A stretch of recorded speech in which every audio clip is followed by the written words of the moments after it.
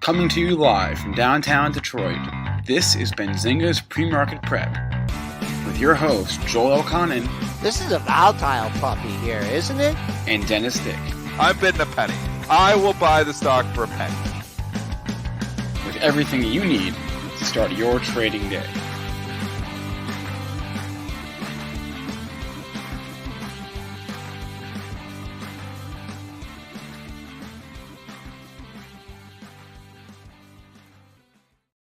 Good morning, everybody. Welcome. Mike. I knew it as soon as I said it. Good morning, everyone. Welcome to this Thursday edition of Benzinga's Pre-Market Prep. Spencer Israel, Joel Elconin, Dennis Dick with you this morning. A lot going on today. I want to talk about the banks. We do have a stress test today. Results could come out after the close, maybe tomorrow, maybe Monday. Banks are in focus for me. We're going to talk solar. We're going to talk biotech or Eli Lilly and Biogen specifically. We got a couple earnings. We got a lot going on today. Jobless claims at 8:30. There's a few data points coming out throughout the day. We have GDP, second estimate of that at 8:30 as well. A lot to get to. Marc Chaikin from Chaikin Analytics will join the show at 8:15 as he does every other Thursday. In the meantime, drop us a like, hit subscribe if you haven't already, please, and thank you. Joel, how are we doing this morning? Straight up, Spencer. Straight up from that close at 31.50, 54.50 pre-market high, all-time high 58.25. Right there, right now. In order to post a new all-time closing high, have to be above 45.75. Crude sniffed 74, was over 74 yesterday, back in the 72 handle, down 34 cents. Gold gearing up to try and clear 1,800, up $4 at 1787.40. Silver back over 26, up just about 2 pennies, 26.13. Bitcoin trying to get away from 30 and head to 40, up 1,200 at 34,100. Ethereum in the green by $69.75 on the futures at 1989.75. So triple D for kind of a lazy Thursday here. We got some stuff going on considering we're out of earnings season. We don't pay attention to analyst ratings anymore. But yeah, we got some movers out there. Yeah, we also have this is Russell Eve, the Russell Rebalance Eve here. Russell Eve. So tomorrow is the big day, the Russell Rebalance. Obviously, we're going to have a lot of movement in some small cap stocks tomorrow, especially at the close as those ads go in and the deletes go out. But we will see if there's going to be some fireworks or if it's going to be a quieter Russell, but it's always a little bit of action. So I'm excited for that tomorrow. It's one of the biggest trading days of the year, I know, for our firm as well. So But let's go talk stocks. We were breaking out. I had to put some money to work. I talked about a couple stocks yesterday on the show. So I went down dirty and put on a couple long swing trades on some of those stocks that I talked about. And pray tell. I bought BABA, which we talked about. And obviously I own a BABA, but I bought more shares of BABA for a swing trade. I bought Teladoc, TDOC, because we talked about that. And I was like, okay, I like the setup. I'm like, we talked about the setup on the show. So I went down and got dirty in some Teladoc. And a couple smaller ones. I bought some more Rocket. I couldn't resist my Rocket. So actually, that one really went out actually yesterday. We didn't talk about it yesterday, but it had a nice rally there. You're seeing some of those other stocks, the Reddit stocks, starting to show a little bit of life. Bed Bath & Beyond I did not buy. I wish I would have, because it got an upgrade here today, and it's blasting off too. So there's pockets of action. And obviously, this market overall is just in a grind higher. And I mean, we got to give a shout out to Mitch, because he's been calling Tesla for the last week. He was talking about it on our show at 606. It's now 675. Mitch, good call, buddy. Tesla blasting off. Spencer, Stonebridge says short everything that I'm long. So go ahead. Go ahead if you want to do that. What about just give that Tesla news real quick, Spencer? Oh, the Starlink thing? I don't even know how much this matters, but it matters. It's up $20. All right. So Starlink is like Elon Musk's mind reading satellite thing, whatever. No, it's a satellite. It's a satellite company, and I guess he said that he was going. Starlink is maybe going to IPO, maybe potentially, hopefully, sort of, kind of. And Elon Musk said that in the event of a Starlink IPO, he would do his best to give Tesla shareholders preference in the IPO if and when that ever happens. How he would do that is beyond me, but that's what he said. So anyway, that's a headline, but Tesla doesn't need a headline. Tesla's already hot to begin with, and it's still going, as you guys said. So it's got a date with 700. That's what David Green said yesterday. That's what you guys said. And that's what Mitch said. Mitch said that this morning. He thinks it's got a date with 700 too. It looks like the likely target. I always like if I've got the whole number on my mind, a lot of times you do see them fall short of it. So if I'm going to sell at 700, I probably always sell at like 695. I'd go down from the whole number, just because I feel like there's always like a lot of other people thinking that number and they line up there. And sometimes the first time up there, they get to 697 and they pull it back. So and I don't have any Tesla, but if I was long and I wanted to sell at 700, I'd probably sell it in the 690s just to make sure that I got filled. If, obviously, and we don't know, it's still got to go another $14, but it looks like it does have 700 on the mind. So I wouldn't be surprised if it at least got into the 690s, but we'll see. Anything can happen. Do you think Elon and Adam Jonas watch the pre-market prep show and they see this clean break that we've been talking about, that 635, cleared that yesterday, or Adam saw it yesterday, and then Elon sees it today? I'll just say, 700, why not? I would just say today you're already trading up 20 sticks, and I just see 3 highs in the same area. So that means nothing for the long term, but for the short term, right? Maybe maybe some intraday selling, maybe some people that have the weeklies or something like that. But if you want the exact area, we haven't hit there yet. We're just under 680, because this thing is going to go up and down and all around. But 680, let's see.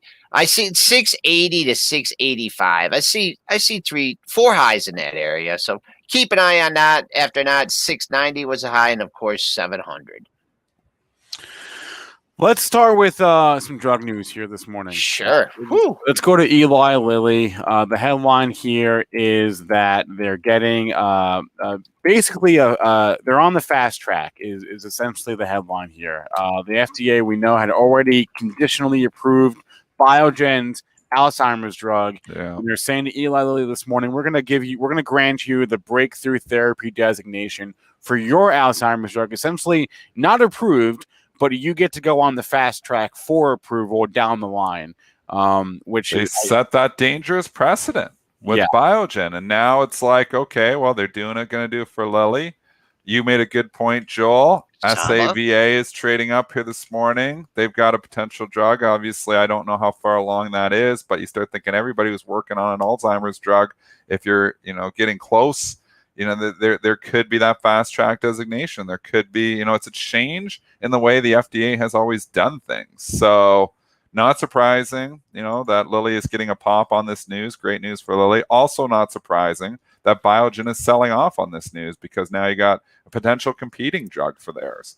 So, I mean, you thought, oh, wow, it's approved, but it was approved with conditions, and now they're going to start approving other, or at least getting fast track designations. It looks like they're just changing the way they're doing things here. So Biogen is down $30 on this. Deserved. I'm long Biogen. But, the sell-off probably deserved. It probably got overdone when it got up to 450, 460 because it was a conditional approval. So I've been in Biogen since I feel like birth, so I'm probably not selling. It was one of the first stocks I bought years and years ago. So I'm sticking with it. Lilly, no position. It's a nice pop. It can do a lot of things here. I'd say the old high 235 is pesky. What can it do there? Has it been through the 235 yet this morning? Dennis, yeah. Full disclosure, too, do have a Lilly position, not a long-term position. Long-term one. Won't be doing anything with it today. 235.85, Dennis. That's your all-time high in the pre-market. You hit 238. I mean, if I was a day trader or I had weekly options and this thing didn't get over 238 within like the first couple minutes, I mean, there's a lot of downside. That's just the way I'm looking at it. You can't short a rocket ship like this, but look what Biogen, kind of did off it and use that to precedent. Dennis gave you a great number, 235.85 all-time high. Big time number. I mean, it's traded. I'm not going to say there's not enough in the book, to hold it down. It's traded 340,000 so far. I don't know if the news came out if it's actually traded more, but there's got to be some limit orders in there between 220 and that all-time high. I mean, I bet you there's some limit orders at 230. That was the high the day after it made its all-time high, 229.58. So not so much worried about book pressure holding this down, just worried that we're getting a pop here. Biogen got the pop and then it dropped. Obviously, it's not like the same thing, but it's so. What do you know the difference between fast track, like this fast track, thing that the FDA is doing, and what Biogen got, which is a pre-approval? Like, do we understand that, or is that an Adam Fierstein question? That is like I was. Spencer's on mute. Well, they're at different stages. They're at different stages in the approval process. Biogen is ahead, right? And all it means is there's more than one track to approval, right? There's more than one way to go through the system and get your drug approved through the FDA. What Biogen got was not even really approval; it was conditional approval, right? They still have to do They got to do a phase 2 trial still, right? Oh boy. So it's kind of a can of worms here. So Eli Lilly is not far behind, and then SAVA not far behind them. That's I have trouble chasing this move. You do have a level if you wanted to try the short. That 235 is a good number. It starts to go 236, 237. Anytime a stock makes a new all-time high, I never want to be shorted. So if you were so inclined to short this pop, you got to stop yourself out, I would say, above the highs. And, how tight do you go is the question, too. It's going to be really wild off that opening tick.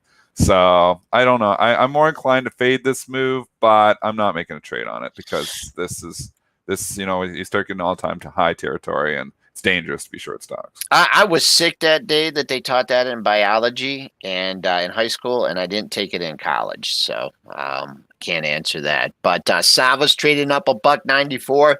That had a crazy day a couple days ago. They were presenting at a conference, and that got over 90. So 2 lower highs. Pulled the rug out from under it. Yeah, they did. Man, that thing is if you want to change my the start of the show to a volatile puppy, I mean, this is it. But if you're looking for a short-term target on this one, I'll call it $90 because the 2 and 3 day highs 89.15 and 92.50s, and then Biogen. I mean, I don't know about drug approvals. I don't know fast tracks. I don't know anything, but Man, you get something to go from 280 to 460 and it gets back near its all-time high.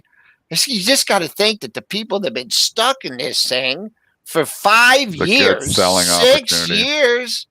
I mean, even at 350, you're still doing better. But we'll It's see. been a play to sell the drugs Yeah, it on the has been. pops. I sold my Sarepta a couple weeks ago because the move just got it went crazy there for about a week. It was $73 on June the 7th, and then in 1, 2, 3, 4, 5, 6, 7 sessions, it hit 90.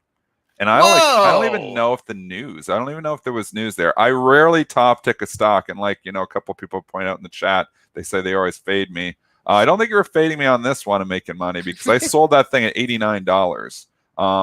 It was just getting up to that 90, and I was looking at all that resistance up there, and I'm like, this is way too much, way too fast. I'm going to get a chance to get this back. I could rebuy it right now and already scalp myself $10 at 78. I don't know why. It just started. I don't know what was there any news during that week? Because I wasn't even paying attention to the story. I was just like, this seems like a pretty big move for Sarepta, and I haven't really seen any major headline. This is what week was this, or what day was this? I'm looking from June the 7th, all the way up to about June the 15th. The 15th. Yeah. No, I never really saw a headline, and I was like, "This is just up 3-4 bucks." It had the big move, maybe on June 7th. It had some move. They had there had to be news that day. Well, they got some love from BTIG in that span, but that's not. I don't think really. Well, that'll move it a bit, but it just felt way overdone. And it's a stock that I actually had not purchased great, so I was bag holding. Yeah, you bought it on the first Kathy plunge. Yeah, and it wasn't a good buy. $83 or $84, and I was taking heat and got down like $67, and I was like, you know what? You got to sell when they get the ridiculous pops, and they get these ridiculous moves in a short period of time. I mean, it's different if you've had some for a decade, like a Biogen. My cost basis is so low that I don't want to realize that the gain on it either, and that's always a consideration. I mean, people say don't worry about the tax, but I mean, really, when you think about this, if you bought a stock, like my average cost basis on MasterCard is $11. It's $375. So if I sell it, I'm basically giving half of my money. It depends on how you're taxed, I guess, but you're going to give up a good chunk of that gain. You're going to have to pay in a tax bill. So that means for me to really make money by scalping out of this, MasterCard probably needs to go down to like 230 or 240, really, for me to re-get and be better off. So do I predict a 100-point fall on MasterCard? If I don't, then why am I selling it and realizing such a ridiculous gain? Biogen's the same story. I think my average cost basis on Biogen is 46. So it's 343. It means the majority of my position now is a gain. I mean, this is, for long-term investing, this is, just making an argument for it that you hold some of these good companies long-term. They do go up a lot. So if I'm not going to get a huge fall, why am I going to sell it and realize a huge gain? I mean, maybe you realize it in a bad year. If you have a bad trading year, it's been a while since I've had a bad trading year, contrary to popular opinion in the chat. But, if I have a bad year, maybe I realize some of those gains then. But right now, why, when I'm sitting up here in the high bracket, why am I going to realize a gain and now pay half of that money away to the government? Okay, so. I'll just say one thing, and we go back and forth on this, and I totally agree. I mean, if it's not, if you don't need it to buy a new pair of jeans or something, but taxes could go up, so that's, at least in the short term. They're 52% in Ontario. So I don't know how high they continue to go. And people say, why don't you have a Roth? Yeah, I do have an RSP. The one thing to consider with an RSP, and we're not a tax advice show here, but 100% of everything you make in that is eventually taxed. In the way, I don't know how the Roth is. I'm not American, so I don't have a Roth. But an RSP, eventually 100% of everything is taxed in an RSP. So, I mean, yeah, you don't have to pay the tax today, but when you start withdrawing money from it, you have to pay. And we get a capital gains break. So there's an argument in Canada where you shouldn't be doing any stock trading if you're profitable inside an RSP, because all of those gains, and in Canada, you have capital gains in your long-term stuff, so it's only 50% taxed. But in an RSP, everything is taxed 100%. So you're not getting that capital gains tax break inside an RSP. So I don't know how the Roth works because like I said, I'm not American. But if it works in any similar way, eventually that's all taxed. So that's why I don't like trading inside my RRSP for you Canadians out there. All right, I'm going to bring on Marc Chaikin here. We're a few minutes late for Marc. He's been in the background. Marc Chaikin, good morning, sir. Marc. That last segment was sponsored by Deloitte and Touche. BDO in Canada. Ernst & Young. Can you hear me, Marc? Oh, he can't hear me. Marc. Marc. All right, he can't hear me. He's going to come back on in a second. We love Marc. Yeah, we do love Marc. Let me message him. Oh, now I think we just lost him now. Okay. We will get Marc back. In the meantime, just so everyone knows in chat, I'm writing down tickers. I wrote down a few. We'll cover them later on in the show. Let's talk about where do I want to go? Beyond Meat. Okay, we can go Beyond Meat because that's quick, and then we'll go solar after that. Beyond Meat, I guess, is getting the boot from Dunkin' Donuts, is what they announced yesterday. First, there's two headlines. One, JP Morgan reiterated their underweight rating, and then two, Dunkin' Donuts is booting the Beyond Meat sausage sandwich from their menu. So, double whammy. I don't know. It's kind of nothing burger for me. Hey, pun fully intended. Pun fully intended. Pun fully intended. Pun fully intended. This is so obvious here what this stock needs to do. I don't know. Well, it needs to get up over it's been in consolidation station here for a bit. So until it gets up over 160, I'm not interested in it. Dennis, what about looking on the downside here? You're looking at the top of the consolidation. Below 140 is trouble. Yeah, I mean, I see all these lows at 145, and then you did the double dip on Monday and Tuesday. 142.62, 142.71. I say you got to get back. If it gets back over 145, what was yesterday's low? Yesterday's low was 44.89, and then you get a look at the close. But I think if this thing doesn't get back over 145, I just don't like the way it looks underneath. So let's see, 145. That's when you got that many lows in the same area, and actually you undercut it on 3 occasions during this trading range. So if you're trading Beyond Meat, and I understand. I mean, those things are just like you're chewing them, and they're like chewing them, and they're just. Somebody was talking about when I told the story about when I gave Spencer when he was 4 years old the Beyond Meat burger, and that's the truth. We threw them all in the barbecue. We normally eat hamburgers, but we're like, I would try these Beyond Meat burgers. I didn't say anything to the 4-year-old. And, he likes a good hamburger, and he's a good eater. He's not fussy at all. Anyway, so, he's got the bun there, and he's got, we put the burgers, and he grabs the burger, and he dresses his own because he's 4 years old. He likes to do his own thing, plows it with ketchup, mustard, puts a little tomato on there, and he bites into it. And then he just sits it back down, opens up the thing, takes the patty of the Beyond Meat burger off, throws it off to the side, and eats the ketchup bun. So that's what he thought about the Beyond Meat burger. It was not approved by the 4-year-old, and they could tell the difference. Okay. Dennis, did I see on Twitter that the 225 calls are trading at a premium? Did I see that? Yeah, I know with the weight. I'm selling the 200 puts. I haven't weighed myself since I moved. I don't know where the scale is, so it's actually just. That's a good where the scale is. It's actually a mystery what I'm weighing right now. I was 212 when I moved 3 months ago. Obviously, I'm building the new house there, so I'm in a rental right now. But I was 212. I'm like, the whole hiding in the basement eating ice cream sandwiches is not helping the cause. I go for the odd jog. That helps a little bit. I do a lot of activity. That firewood picture, I did stack that firewood. So, people weren't, they didn't know if I stacked it or not. I didn't cut it and split it, but I did stack it. So, I get a little bit of physical activity and stuff. I do some physical stuff, but, I move some blocks, I moved some blocks for my dad who built a break wall. That's what I want to know. What's all-time highs? 217, 218. Ooh. I've never been over 220. I wanted to ask Dennis, how tall are you? I don't even know. 6 foot. You're 6 foot even. On the nose? Okay. All right. So really, they say by the book I'm supposed to be 185. That's what the book says. But that's pretty tiny. Down the book out. Yeah, 200. I was getting when I was running 2 years ago. When I started running twice a week, I started getting down towards the 200, but I have not been under 200 pounds since I got married. I don't know, a bazillion years ago. No, I think it was 17 years ago. So, all right, Marc. Where's Marc? Marc, are you? I think Marc is here. Marc, do we have you? You do. Yes, finally. Okay, Marc Chaikin, everyone, the founder of Chaikin Analytics, a long-time veteran of these markets. Marc, good morning. How are you doing?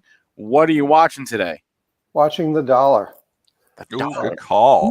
That is the key. We had a big rally in the dollar, broke a short-term downtrend. Now I think we pulled back a bit, but the speculators are short the dollar big time. Hedgers are long. So we've got a trade that's set up many times in the past 30 years, and it always ends badly for the dollar.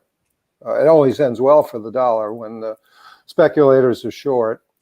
And it has big impact in two places: gold, bearish for gold, and commodity prices. So I think it's really important to be watching the dollar. Do we have a dollar index chart up there? I got a UUP. Yep. Okay, same thing. Yep. Is that what you watch, Mark? Or is there a No, DXY? If I'm on my online brokerage platform, I'm watching, a Forex, but the UUP is just fine. Okay. So, yeah. The expectation is that with speculators heavily short the dollar in the futures market, that you're going to get a rally through those highs. And as I said, historically, that's been extremely bearish for gold and for commodities, which is clearly relevant to the current conversation about inflation and interest rates, and whether tech or value is going to break out. Mark, I want to ask you real quickly, because you mentioned speculators and hedgers and stuff. Do you I remember when the commitment of traders, people used to really follow that? Steve Breezy.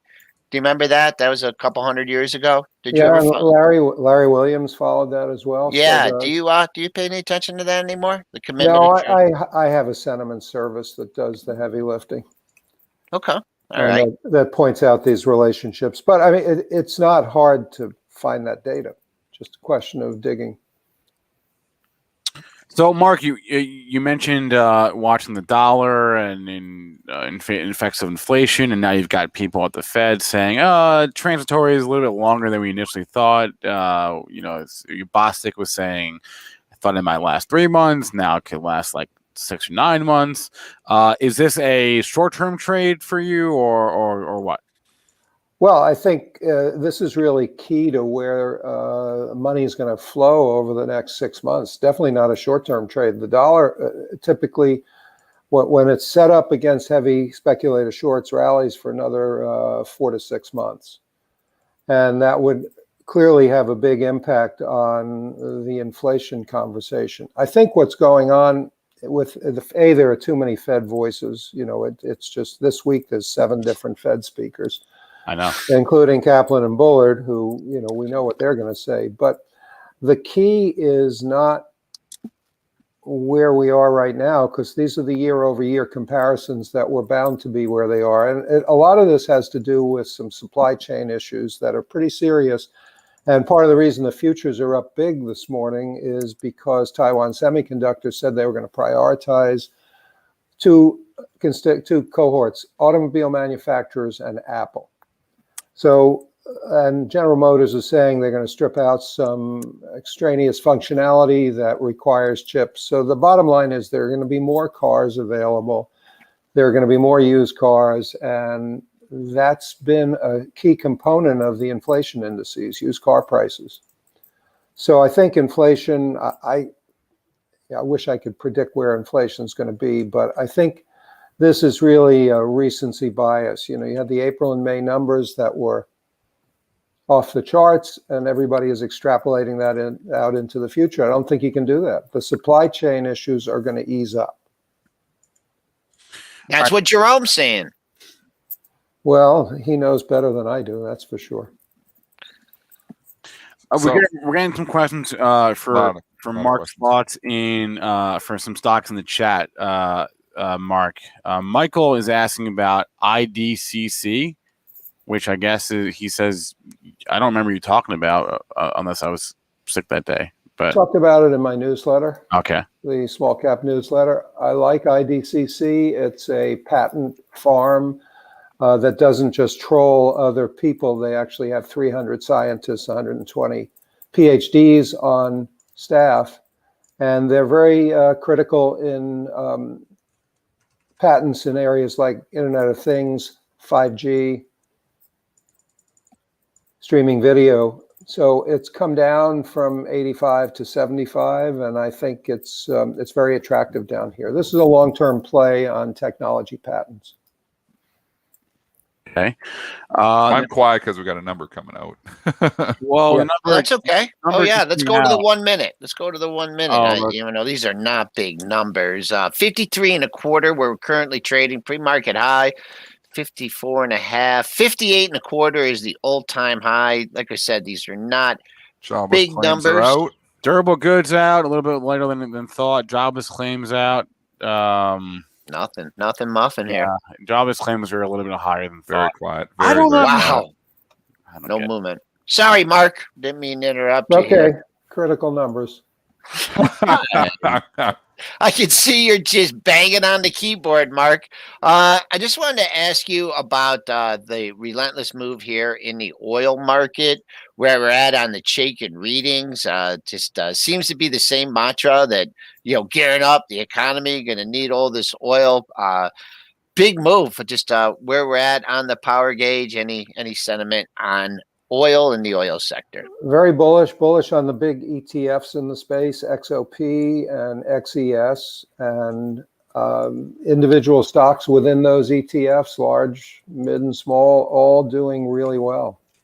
So I think energy is something. We had that 2-day pullback in energy last week, Thursday, Friday, when you got some profit taking, and they were great buys down there, and they bounced. They've just bounced. Stocks like even the refiners have come in a big way. Valero looking really strong. Mark, So we have seen some rotation here and rotation out of the banks, and we're going to get the stress tests here tonight. I mean, Citigroup, for instance, has went from $80 and it went down for about 9 straight trading sessions, all the way down to 67. We've seen a sell-off in Bank of America. It's not as extreme as the Citigroup. JP Morgan has significantly come off the highs. What are your thoughts on the banks here? We got stress tests tonight. Do you think this is a buying opportunity, a buy the dip opportunity in the banks? I don't. I think the big return of capital is going to come from the trust companies like Bank of New York Mellon and State Street. Less so in the major banks. And, you know, the banks are a play on where interest rates are going. And right now, there's no indication that interest rates are moving higher in the short term. So, you know, the banks are a broken trade right now. Although, you know, logically, with the economy picking up, you would expect the banks to do well. But they're telling depositors, don't give us your money. Well, even though we know that they're about to announce like mad buybacks tonight or tomorrow. Well, but the market knows that. That's not going to come as a surprise. Yeah, The surprise would be if the stress tests prevent You're right. buying back their stock. So Yeah, the market is priced in. Sure, the market knows it. The market knows a lot of things that don't doesn't mean it's priced in all the time, right? I think it would be a dentist sell the move in the biotech syndrome. If you get a big jump up because of stress test reaction, I wouldn't chase that at all. It seems like this market just hasn't really been the market to chase in. I mean, and obviously some of the better trades in the last month. I mean, people say, "Oh yeah, growth is working," but I mean, growth tech was hammered. So, I mean, you look at a lot of the Cathy stocks and, you can say, wow, what a rally here. But I mean, Cathy, ARKK went from 130 to $100 in 2 weeks. So, now it's gotten back a lot of those losses there, but it doesn't seem to be the market that, you're buying the breakouts and they're just continuing to break out. It's actually been more of a buy the dip market, a contrarian market to a certain extent in 2021. I mean, in 2020, it was working to buy breakouts, but breakouts haven't been working that great. So to your point, when you get these gap up in prices, they seem to be more selling opportunities than buying opportunities. Especially in the big stocks. The smaller stocks that have rounded bottoms or cup and handles in the William O'Neill universe have actually had some follow through. If you look at the shipping stocks, which we've liked, the power gauges, love Genco, GNK, and DAC. They just keep going. Small pullbacks, and they're making new highs because containers are in short supply, and bulk dry rates are moving up. Now, that'll end someday, but it really depends. I agree with you, Dennis, in the large cap stocks. All right, Michael H is asking us to ask Mark about Barrick Gold and First Majestic. Do you have any thoughts there? Well, if the dollar trade plays out the way it has in the past, then you don't want to be long gold. In other words, if we're going to get 4 to 6 months of additional strength here in the dollar, it really weighs heavily on gold. Now, Barrick, I believe, has had a bullish rating in the power gauge. I was gonna ask you what the power gauge is saying on all these things. If you're generally bearish, power gauge had a bullish rating on Barrick from late April through 2 weeks ago, and now the rating is neutral as the stock has broken down through long-term trend line about $23, $22.50. So I think the dollar trade. If you just inverted Barrick, you're looking at the dollar, aren't you? I guess GOLD. If you flip the chart, that peak in May looks like the bottom in the dollar, doesn't it? Yeah, you can make that argument. Yeah. Well, you know, let's just do this. Let's just compare the charts side by side. UUP, right? Yeah. Yep. Yeah. Doesn't really do it justice because the scaling is kind of off there. Scaling. Anyway, I mean, the relationship is tried and true. In the short term, you don't want to be long gold if the dollar is going to keep going to the upside. Marc Chaikin is the founder of Chaikin Analytics. He's got tremendous insights, newsletter, power gauge, all great stuff. Joins us every other Thursday. Marc, thanks a lot. Have a good one. Talk you to too. Enjoy. Thanks, Marc. Yep. Thanks, Marc. We won't see you till. Oh, we'll see you before the Thanksgiving. 4th of July. Yep. I think so. Yes. No, maybe not. No. Yes. Wait a minute. No, we won't. Happy 4th of July. And to you. Stay away from the fireworks. Yeah, I hear there's some inflation there too. Let's talk about solar here. Here's a headline. Yeah, there we overnight. I've been reading murmurings about this. You know, I thought the U.S. was going to issue some tax credits, or they already did issue some tax credits to U.S.-based companies. Now, basically continuing on the agenda from the Trump administration, the Biden administration is saying they're going to tax some solar imports from Chinese companies. And so good for U.S. solar, bad for Chinese solar. I'm looking at DQ. I'm looking at JKS. Yeah, they're getting hit on this. Yep. What else am I looking at? FirstSolar is on the good side. At full disclosure, I'm still long my FirstSolar. Kind of been all over the place with this trade. SunPower also trading higher on this. Full disclosure, I'm still long SunPower. I actually added to it back when the stock was $24 because I had sold some we know up in the 50s when it just got silly. So I bought back a lot of the shares that I had sold. I don't know if it continues or not. I just know, like the SunPower has kind of been setting up where it's been, just kind of consolidating. Like some of the trades that we were talking about even yesterday, this would have been one I would have mentioned yesterday if I would have looked at the chart, where you're just in consolidation station. It's a little bit of a catch-up trade where some of these growth names that really were obviously gone in January and February. We know that SPWR rally was just ridiculous, going from $20 to almost $60. Pulled back, got to the 20, but now it's stopped going down, and now it's starting to show a little bit, and it's perking up. So, I mean, this is the kind of setups that I like, where stock's been beat up, it's coming back now. Now it's stopped going down. Now it's starting to show a little bit of life, and maybe there's a little bit of a catch-up trade here. So I think there is the room to 30 on SunPower in the short term. FirstSolar has just been chop and slop. This one's tough, Joel. I'm going to throw it to you because it's kind of been all over the place. Up $5 this morning, though. Oh, up 5. That's a big move. And it doesn't look like it's done yet. I mean, your bid here at the highs of the pre-market session. I think you just got to be, this is an area of interest. You had a high of 84.91. that was the high on the gap down day. That was probably earnings. So you got here, you got air. You bid 85 here, and there's air up to 8. Is that 80? Oh, that's not that big of a gap. 86.63. So if it gets 85 bid, decides it had some more work to do, then maybe throw something out there at 86.50.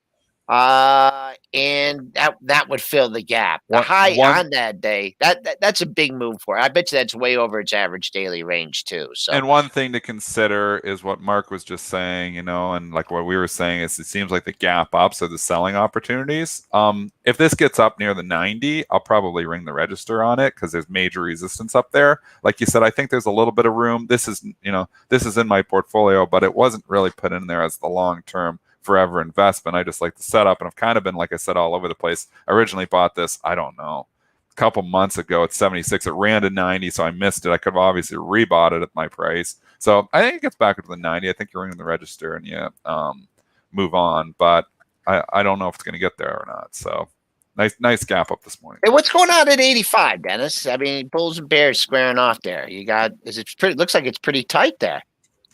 It was just bid there. Now it's offered there. So Okay, all right, yeah. So just stocks. It's a big level. They're right at this high right here. So we'll see. Big move though. I'm more inclined to sell the pop today in this. We're to sell the poppers today. Well, I sell the popper every day. I buy the dip, sell the rip. That's all I got. I was gonna make the shirt. Buy the dip, sell the rip. It's what I do. All right. So what? Those numbers really didn't shake up things. I think this could be one of the quietest pre-market shows here as far as the SPWs go. I mean, we are just sticking in a real tight range, up 20 handles. This really is what tight. Bull markets are, though. I mean, we're back in a bull market. We're back making new all-time highs here. At least, the SPY is right there butting its head against an all-time high, but Qs are breaking out. Multiple stocks. We talked about the Facebook yesterday. It did break out yesterday. It is continuing to break out. I mean, it's hard to be short stocks when stocks are making new all-time highs. That's why I put some money back to work again yesterday. You've got to put money to work when stocks start breaking out again. So you pick a few stocks and you go with it. So some of that cash I've been sitting on, I had to put it back to work yesterday. Penn Gaming got a headline. Full disclosure, I'm still long Penn. Yeah, Penn came out with some guidance this morning. They gave Q2 preliminary sales guidance above the estimate, and they gave some Q2 EBITDA guidance as well. They also announced the proposal of a $400 million offering of senior notes. Ooh, offering by the old people. That's not good.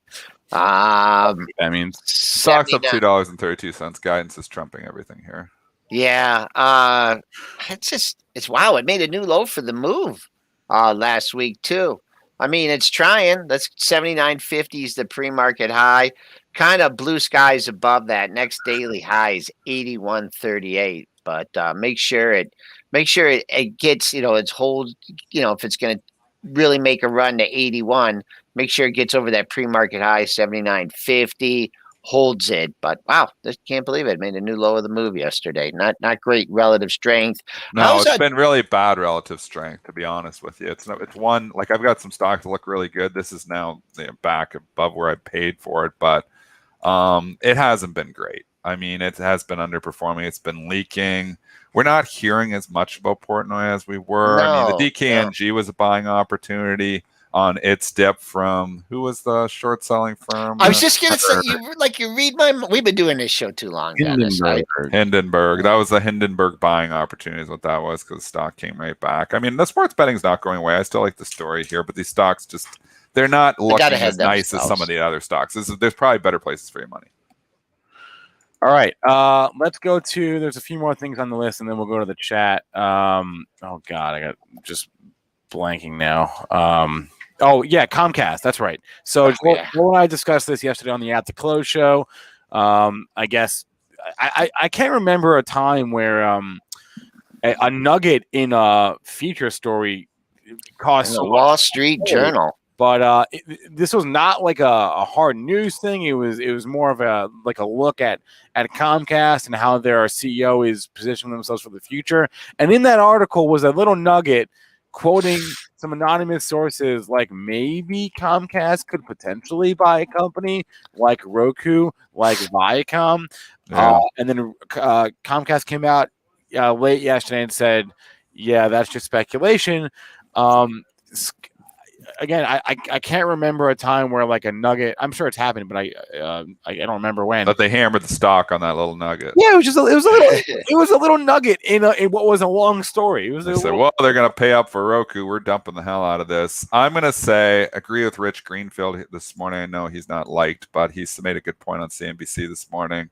I have no problem with Rich, but a lot of people don't like Rich Greenfield because of his AMC 1 cent price target. But he was just saying Roku, was probably an M&A target when it was a $5 billion company. It's a $50 billion company now. And he was saying that anybody to likely buy it is going to have to pay $70 billion. It's a lot of money to pay for Roku. So I don't think Roku has any chance of getting bought at these prices. I think, any corporate executive is like, I think it's overvalued, to be honest. It's moved up. It's nice. This is the kind of market. It's a storied stock. It's had an awesome run here in the last 6 trading sessions, 333 to 430. But I don't think there's a company out there going to buy Roku. So I don't think it's Target. Yeah, I mean, boy, someone in the printing room saw this article at 340, and look at that, walked it up, and then you get the news. I mean, I don't know, just kind of shake my head at stuff like that, but nothing you can do about it. They were asking Rich, what's a target, for Comcast, and he was struggling to find one. I'm trying to think of one too. Like, who are they going to buy? Like they were saying, who was proposed? Roku and Viacom? Well, Viacom makes a little more sense, but would that be allowed? Well, why not? Because of two of the major media companies in the world. Yeah. I think is going to be major antitrust scrutiny on a Comcast Viacom deal. Hold on though. We just went through this. AT&T just went through this a few years ago, right? AT&T bought Warner and all that content, and they also control the pipes, right? They're a cable provider, are they not? Yeah, that's worked out well. And then it worked out horribly, actually. They just unwound that investment, spun it off to Discovery. But we've been through this before with a major cable provider. So Viacom's cheap. There's no doubt that Viacom is cheap. I think I sold my Viacom. I don't know if I still have a piece of it or not. I bought it once. I had it on for a swing trade. I think I sold it. I think I got spooked on the market and I sold it. I ended up scratching it, which it's kind of the same spot. This just doesn't do anything, Joel. I mean, this Viacom I know, I can't believe has it. been stuck between 38 and 43 for it feels like eternities. It's starting to perk up a little bit, though. I don't mind the chart. I actually kind of want to rebuy it. So I sold it. I think it's right around where I resold it. Because I bought it because it had some insider buying, and I was like, okay, maybe that's going to kickstart. And then it didn't kickstart it. And I put on for a swing trade, and then it started to leak again. I'm like, okay, well, if they're not going to even listen to the insiders, they're just not interested in this stock. So, maybe rumors of a potential takeout. Obviously, yesterday it got some life. So, maybe that gets a kick-started here. I kind of want to own it, but at the same time, it's Viacom. And if it doesn't get bought out, I don't know. It's been kind of just an underperforming asset for a long time, besides the ridiculous run that we had back in March, which obviously we know why that happened. Yeah, I mean, I usually don't like to draw a trading range, this tight, but 37.50, 43.50. I mean, that's it. I mean, you got to go to like 5-minute chart to get some action on this one, but respect the trading range. And if it didn't move out of the trading range on this news, I'm not sure what will. S&P's leaking a little bit here. That overnight move, maybe we got a little overdone. Maybe imbalances are not there to support. We got oil leaking here a little bit too. Yeah, down 74%. Sneaky little sell-off here in oil. So keep that in mind as well. Okay. All right. Well, we'll see. Mid-range on the session is down at 43.75. So we'll see if we get to mid-range on the session. Okay, we can do some ticker time now, I think. And Tom Vigor dropped a ticker that we were talking about before we hopped on this morning, which is RIDE. And it's just not going down. Oh, yeah. You had the 10 to lean on. We set this up 3-4 days ago and saying everything is fundamentally against this company, but it's not going down. The 10 is holding. The 10 was holding. We said it. I don't remember which show it was, but it was 3 or 4 days ago. I'm like, every day. You can lean on the 10. and people are leaning on the 10. And all of a sudden, you're up 15% on your investment there. So I never took the trade. I just can't bring myself to buy because the fundamentals, obviously, situation is so cloudy. But I'll tell you, it won't go down. It won't go down on bad news. It won't go down. Don't go down on bad news. Tells me it still wants to go higher. So that's good for our friend Marcus. Yeah, Marcus. I think he's 10 bid. I think Marcus is 10 bid for the float. He's done. Marcus holding it up. Yeah, he's done with options. Joking, by the way. He sent me an email. I'm joking, folks. You gotta watch. You gotta really clarify when you're joking because some people will take this literally. Really? Okay. Joel said that Marcus is buying. No, he sells. All he does is sell. He doesn't buy. Yeah, that's true. He sells. But he sells puts. Yes, he sells puts. You know what? This looks like it probably. I don't know. I don't know. I mean, like I said, it won't go down on bad news. It just seems like it will catch your breath, get up to 12:30, and they'll say, "Oh, the results that we had that we said were lower are actually lower than the previous results we said were lower," and then it will go down, and then it will come back up. But you just can't argue with it. You can't argue with the support. Now they're trading up a little bit in the pre-market. You get air up here up to 1287 if you can hold this 1141. Oh, that's a matching high. 3 highs right here at 11 from 1141 to 1160. And there you are right now. So open into resistance. Let's see if it goes bid there and has some work to do in the $12 handle. Lean on the 10. Lean on the 10. And you also might have some people that are saying they're just trading, like a range in this thing.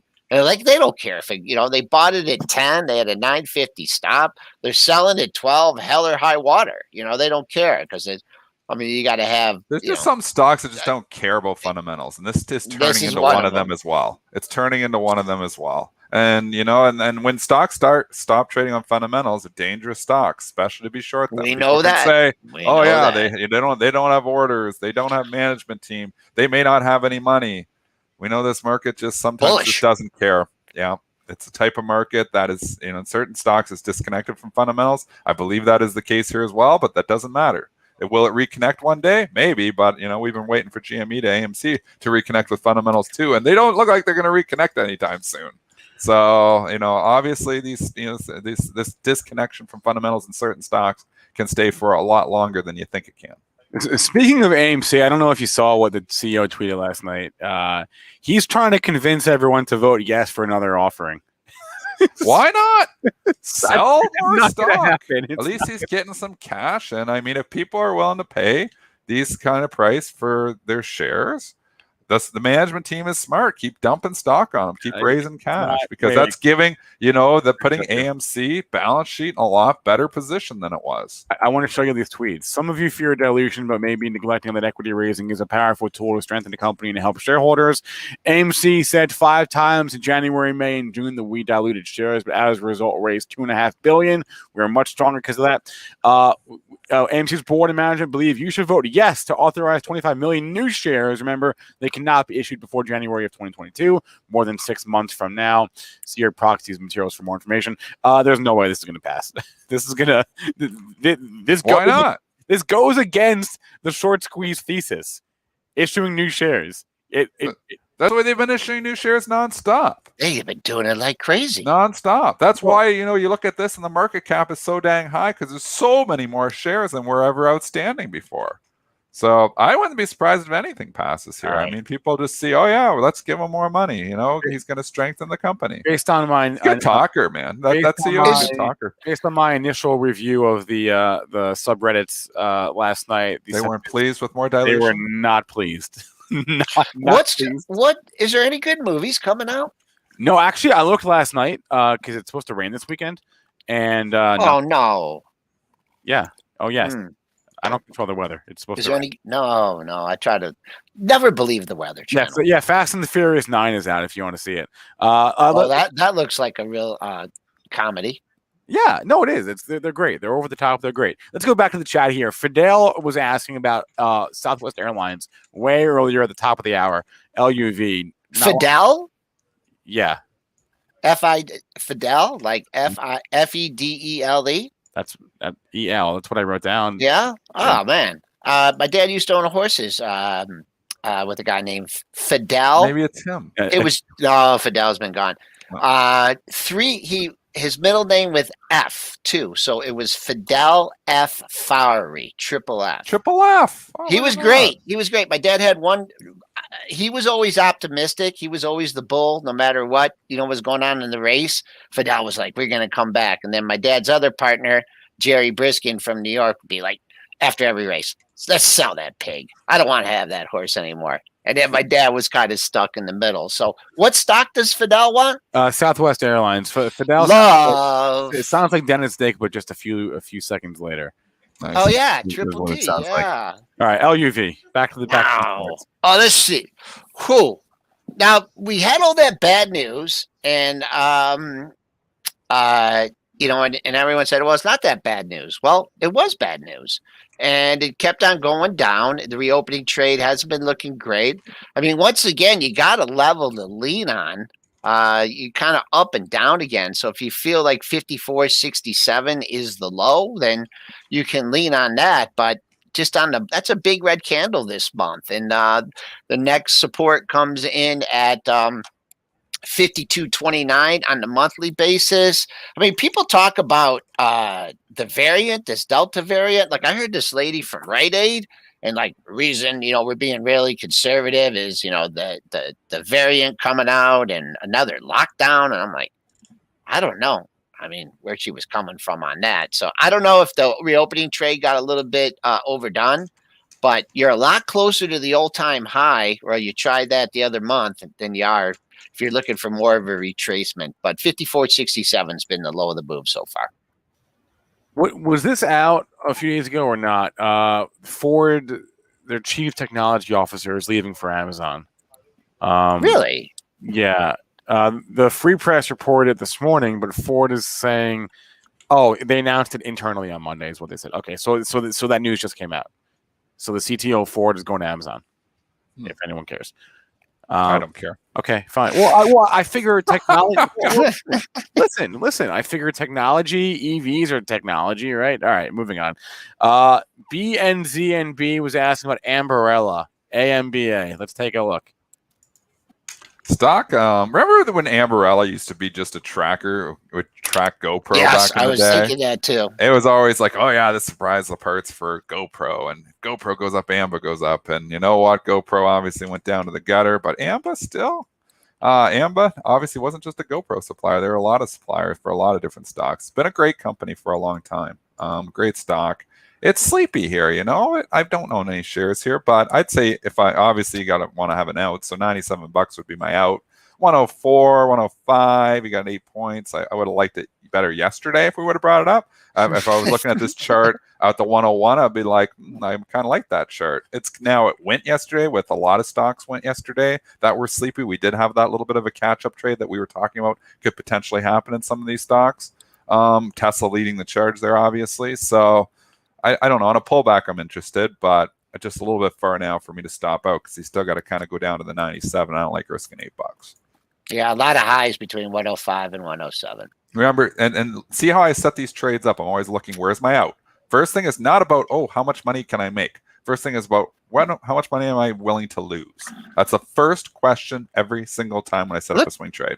How much money am I willing to lose? Where's my stop? So I look at the chart. I'm like, I got a little double bottom at 97. Okay, well, if it cut through there, I wouldn't want to be long it. So I'm like, I'm up at 105. Do I want to lose $8? No, so I don't do that one. See this yesterday at like 98, 99. I was like, oh, yeah, I'd willing to risk $1 or $2 for that upside. Didn't see this chart yesterday, though. Didn't look at it. Look at GoPro, double digits. That's the stocks coming back that have been from the dead. You got to set up here, though. You could stop yourself out 11.27. So say, maybe you want to go down to the $11. Yeah, a little bit farther. But if you think, this thing gets another life, I don't know if I want to be long GoPro, so I probably don't do it just because it's GoPro. But, it's a funny market where some of these old names, start to get some life all of a sudden and start to catch on. So if you wanted to buy it, you got to stop yourself, I'd say, below that 11.27. What was 11, the news? 11 for sure. June 8th, man. This caught the hops on June 8th. I'm not sure what the news was on GoPro, but you had to move up to 13. That's the highest it's been. Let's see. Did this got to move on the short squeeze? Ooh, 1379 was the high in March. A little pullback, and now regaining some momentum. I don't know how. Amberilla. So we were talking about That's how this that, started. and I did the. Sorry about that digression. Great question Folks. from the chat. What % am I willing to lose on any trade? I mean, we could throw this to you guys too. Usually when I'm setting up a swing trade on scalps, it's next to nothing. If I'm trading a headline or I'm trading, different arbitrage strategies, I don't want to lose much at all on those. So I have almost zero risk tolerance for those. But when I'm setting up swing trades, 2-3%, depending on the stock. If the stock's really wild, you might have to give it a little more room, but usually 2-4% I'm willing to lose. But then so I'm looking for getting usually 2 to 1 at least, maybe 3 to 1. So if I'm willing to lose 3%, I'm usually looking to make 10% on a swing trade. And remember, I'm diversified too, though, so I'm not like putting 100% of my money in one stock. I usually never like to put more than like 2 to 3% in any given stock too. I'm fairly conservative. Like I'm a very conservative trader. People call me like the base hit trader, where I'm always just taking base hits. I'm not going for home runs. I'm not trying to double my account overnight. I'm just trying to pay the bills. 22 years, you're trying to do this business. I'm trying to be consistent. That's why I'm fairly consistent and haven't had a losing month in my Bright trading account since 1999. So it's base hits. If I was going for home runs, I'd have losing months all over the place, but I like the consistency. So this is my only job. Trading is my only income. So besides, you get some passive income from different stuff, but trading is my income. I need to protect my capital at all costs. If you guys want to hear more about Dennis's and his trading strategy, a lot of it's hedged. At 10:30 to 11, I do pre-market prep with stock odds, and a lot of Dennis's strategies were created or developed by Bright Trading and Bob Bright and Rob Friesen. So you can join me at 9:30 for that, or excuse me, at 10:30. I'm going to hop off now. We missed a lot. I thought it was 1 o'clock. Stop. No, that's a phone call. Oh. Okay. Look at your calendar. Not going to happen. Getting Dennis to respond to a text or an email or anything during the day is brutal, man. All right, guys, we'll see Kids, you. trading. There's a lot going on in my day, so I am very slow at responding to a lot of things. Somebody they sent me a DM and I didn't respond to them for 2 days, and then they called me an asshole, and I'm like, that's tough, man. I try to respond as quickly as I possibly can to most of the DMs. I don't get a ton, but I probably get 10 to 20 questions through DMs a day. Yeah. And I try to respond to most of them. I'm sorry, I do miss some, because sometimes what happens is I look at it, I read it, and I don't have an immediate response. And I get sidetracked doing something, and I don't get back to it. That's my problem. So if I don't do it right away when I see it, but I do try. If you DM me, I do try to get back and to most of the questions that I can. It's not like I'm getting 1 million a day, so right. I can handle a certain amount, but sometimes it takes a little while to get back to you, and sometimes it just gets forgotten. And I apologize to those people who I look at it and I don't respond and I just don't get back to it. But you need to start writing template answers, like "Thank you so much for your question," and then write a generic response, and just start. Yeah, but I like to give real responses. People are asking. It's always about a stock. I mean, what do you think of this stock? It's almost always about, what do you think of this stock? Yeah. And then I say, not investment advice, because we're not investment advisors. Right. And I say if I like the chart or I don't like the chart. And that's pretty much it. So it's almost always that. All right. Corey D is asking, did I miss what Dennis bought yesterday? Yes, Corey D. Rewind the stream. I'll say it. I bought more BABA for a swing trade. Yeah. I bought Teladoc for a swing trade. And I bought some Rocket. Right. And I bought some UWMC. So I bought 4 stocks yesterday for swing trades, leaning on the UWMC. You can see the setups. I'm leaning on the low of the move, 895 on the UWMC. The RKTO is leaning on the low of the move. It put nice little 3 bottoms, 1886. So I'm already up. I picked that up, I think, at 1919. I'm almost up $1 in the Rocket already. So, now it gets, another $1, and it's like, okay, well, that's pretty good. So these are short-term trades. Teladoc, I was looking to risk more on this one. So I'm probably going to try to stick with this one for a bit. And what's the other one? BABA. Somebody asked me my price target for BABA. I'm hoping I can get back up to the 225 to 235 range. I have a long-term core BABA position that I'm not going to sell, but I put on a little bit more for a swing trade simply because I was going to lean on that low of the move at 208. So again, it's just swing trades, leaning on liking the chart, seeing a little bit of life, looking for a little bit of a catch-up trade, and leaning on the lows of the move. I think Mitch, if we have Mitch there, I think this is what you were doing in Tesla when you were calling it at 606. Weren't you like looking at that low of the move at 593 and leaning on that? 100%. That's the exact level. So exactly. So Mitch looks at this and says, I got kind of a low to lean on in Tesla. So again, Mitch, and obviously, has become a very good trader. The reason Mitch is being successful is because he's looking at where is my out? Where is my discipline? Where am I going to cut this trade if it doesn't work out? So first thing he's looking at is how much am I willing to risk? And then looking at, and going at taking it from there. And sometimes, it's okay to let a trade become a longer term investment if it really just keeps going. And then it gets to a point, some of my trades or swing trades could become long term investments. Sometimes they get up enough of them that they keep a piece. Like SunPower originally, for me, when I bought it at $8, was a swing trade. And then just went up, up, up. And then I kept some of it as long term investment because it went up so much that I was like, well, I've taken my cost basis out of this now. So just never let it happen the other way, where your discipline makes you hold a trade, and then you're letting that long-term trade become an investment because you're losing. So it's okay on the other side of the coin. Just you gotta have discipline. You gotta be willing to cut your losers. Someone asked, we never asked you what you did with Triple D, the 3D Systems. If you traded that one the other day because it had that huge move. I didn't trade it. You didn't trade it? Okay. No. Always. I'm mad because it has my ticker symbol. I have like a anger out of that stock. I want the ticker symbol. Desktop DDD. Metal. I'm looking to see if it runs with Triple D today. If Triple D what stock is that? It's Desktop Metals. Oh, we haven't looked at that one for a while. There's a setup though too. Same thing. I like Mitch has a good eye. 1180, 1169. 1333. It's a little bit to risk because I would stop myself up below that little double bottom from 2 days ago. Again, looking at the dailies, 16, 17. Remember, if you're looking at charts, the first chart that I look at, I get this question all the time too, is a 90-day. I want to know, the dailies. I don't care what it's doing on a tick chart, because that's all high frequency trading. It's going to chop you up. I've never used a tick chart. I think they're absolutely useless. But I look at, and I'm a day trader, and I think a tick chart is useless. I look at the 90 days, get a feel. Is the stock trending up? Is it trending down? Is it trending side? Is it going sideways? Get a feel for the trend. And then, is there anything? I'm not a pattern trader, but is there a low to lean? As a stock, if it was going down, has it stopped going down? Has it put in a little double bottom, meaning two lows consecutive days, or it's giving me something to lean on? That's when I strike. So that's how I strike with my swing trading. With the day trading, and now you're doing different things. You're scalping a little bit of momentum. But, the swing trading, I'm always looking up for those different setups where I can limit my risk and I know where my out is. Great insights as always from Dennis. That's about time, Dennis. So we'll see you tomorrow, man. Good luck in your trading today, and we'll talk to you tomorrow morning. Find out how those BABA and Teladoc and mortgage company trades worked out for you. 9:07 here, guys. Going to hang out for a couple minutes. I'm going to hop off. We got Robert Roy going live at 9:25 today. He's going to walk through setups, particularly in options, because that's his specialty. Option setups today in the overall market, in individual stocks. If you have a question about a stock from an options or a chart standpoint, save it for Robert. He can answer your questions starting at 9:25. He'll go for about an hour. I've got Chance Trade, who usually goes live in the evenings, going live today at 10:30.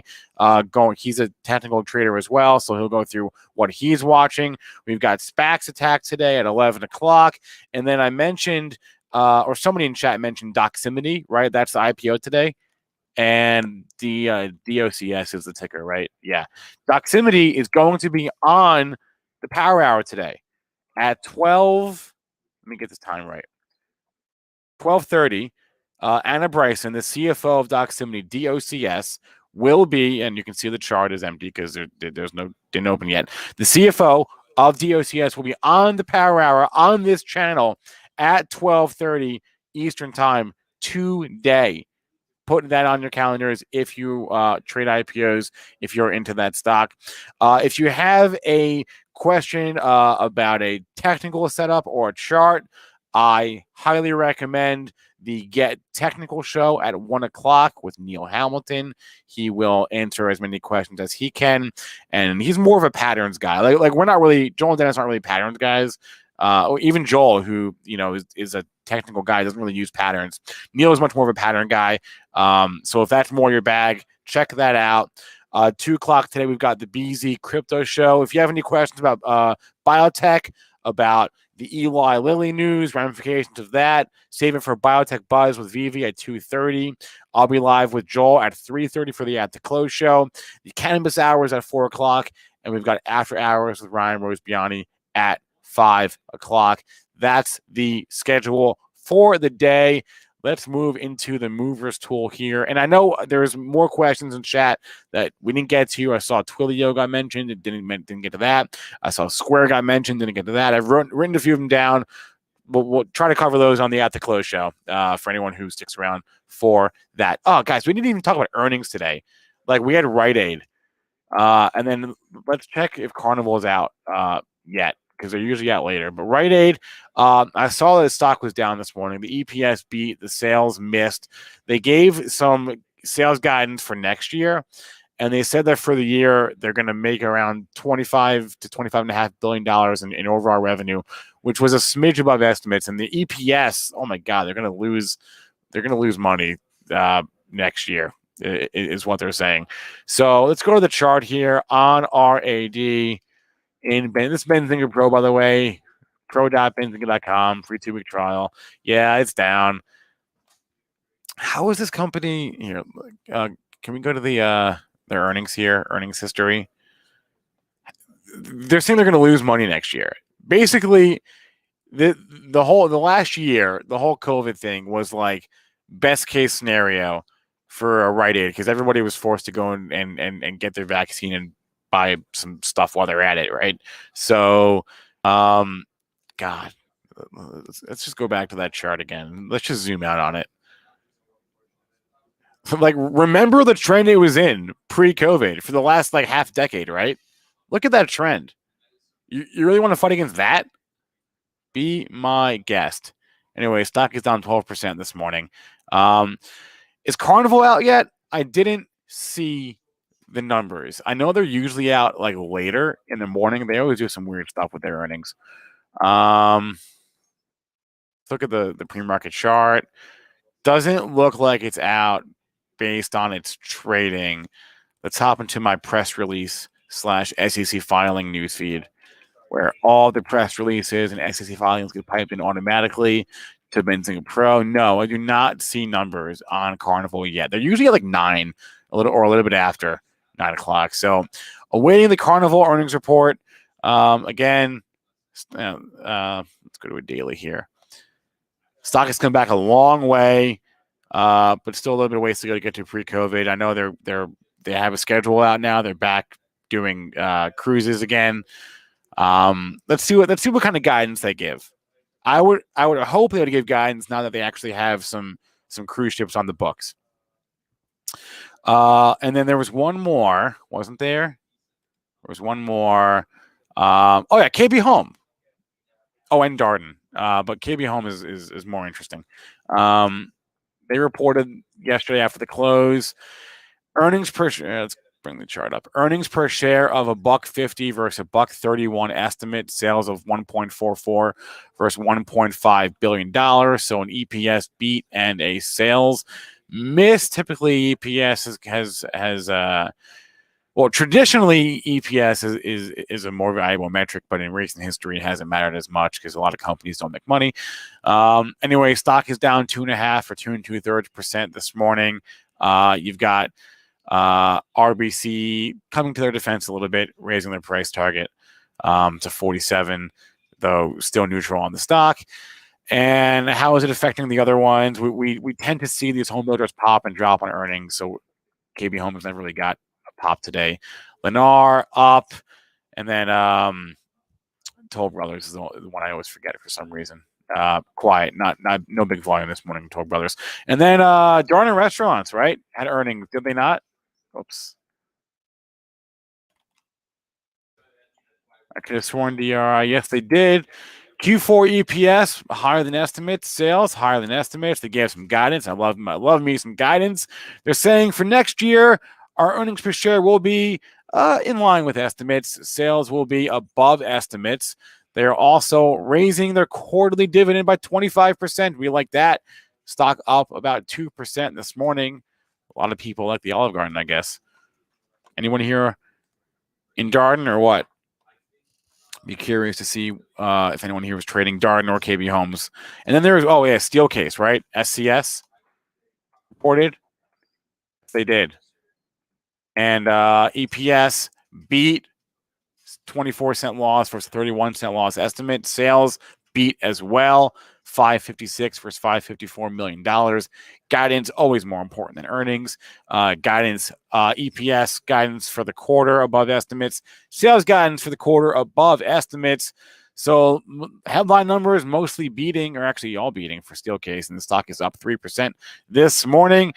Luggage, right, and furniture is what they do. Let's check it. Yeah, furniture. Hey, man, inflation for everything, right? Even furniture. Everyone's buying stuff.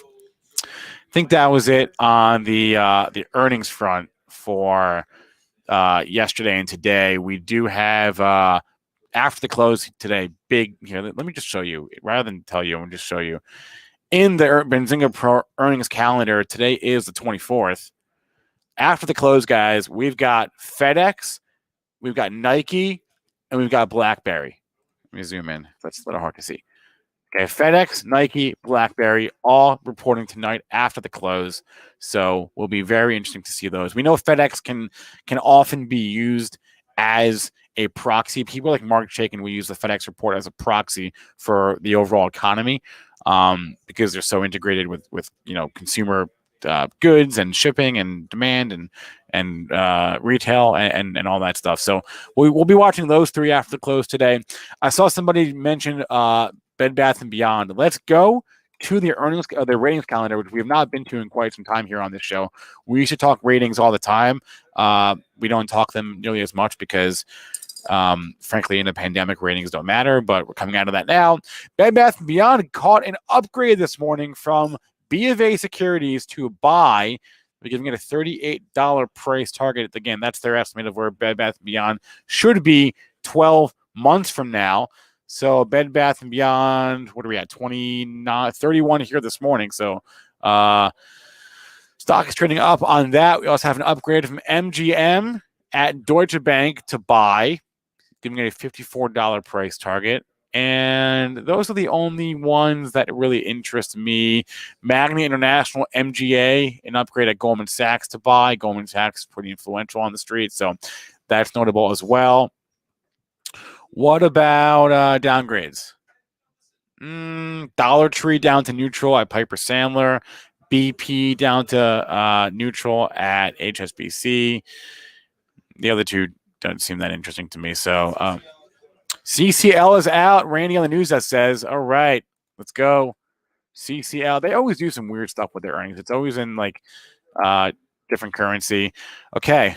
1 minute chart. Here we go. CCL numbers. Adjusted net loss last quarter. Yeah, of course. No real surprise there. They ended the quarter with $9.3 billion in cash. I guess that's good because they made it through the crisis, right?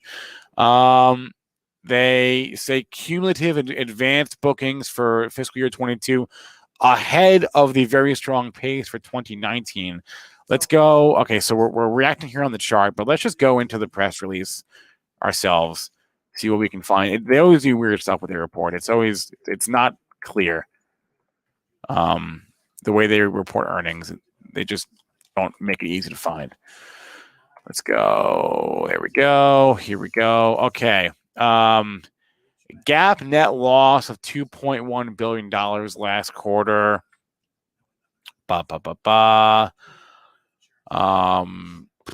Customer deposits increased year over year. Can't really compare that.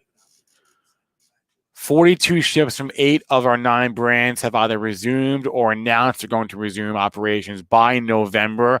So over half the company's capacity is what that's referring to. Like I said, we got some cruises on the books. That's progress. And here's the number. Booking volumes for all future cruises during Q2 were 45% higher than they were. Than they were in the first quarter. I don't care about the first quarter. Come on. I don't care about that. See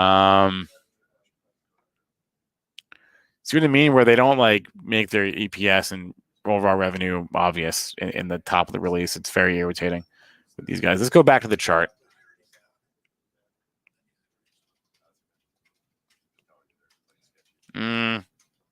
Just sort of hanging out here.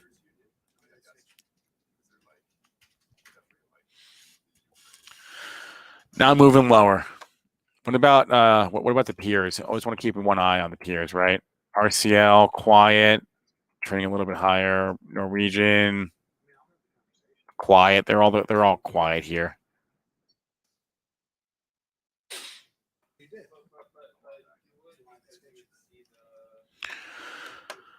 Okay, that was fun. Now we're moving lower on Carnival. Go back to the movers tool. This is what I use every morning to get ready for the show and figure out what's up, what's down. A lot of these we covered already, right? We talked about Rite Aid. We talked about DQ. That's the solar stock, the Chinese one, down on the solar headline. We talked about Biogen down on the Eli Lilly headline. Eli Lilly's up 7% this morning. You can see it right there. FirstSolar we discussed. We covered most of the major movers here this morning. Bed Bath & Beyond. KB Homes just went through.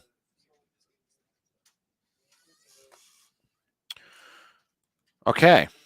MGM. Yeah, I mentioned that upgrade this morning. Okay, that's pretty much it. I know there's a few things in chat that I didn't get to. Born to be Free says, look at the price target for AFRM. Okay. $80?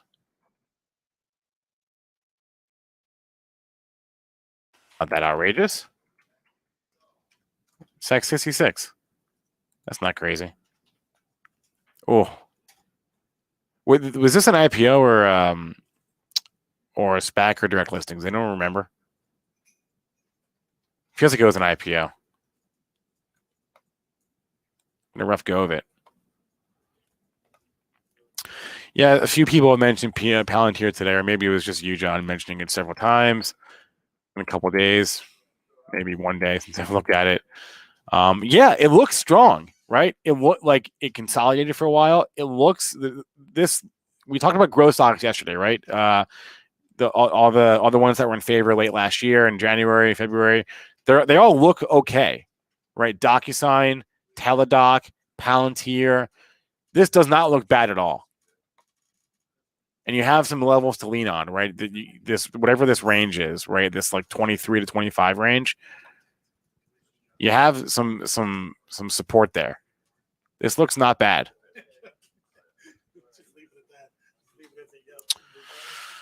Let me go through chat. We got a couple minutes left. And then I'm going to hop off the stream for, again, Robert Roy walking through option setups today, 9:30 or 9:25 till around 10:30 on here on the stream. This stream will redirect straight to Robert Roy, so you don't have to do anything. Just click play maybe. Before I go, I want to remind you all that all the information from our show is meant to be used for informational purposes only, not for investing or trading advice. Please and thank you. If you haven't already, drop me a like. I would greatly appreciate that. Are we at 500 likes? My goal is 500 likes for every show. Are we there? We're at 315, not 316. Thank you to whoever just did that. Let's get to 500 if we can. So many good insights, guys. Joel, Dennis, Mark, Mitch, the chat. You guys are great. Give it a like for yourself.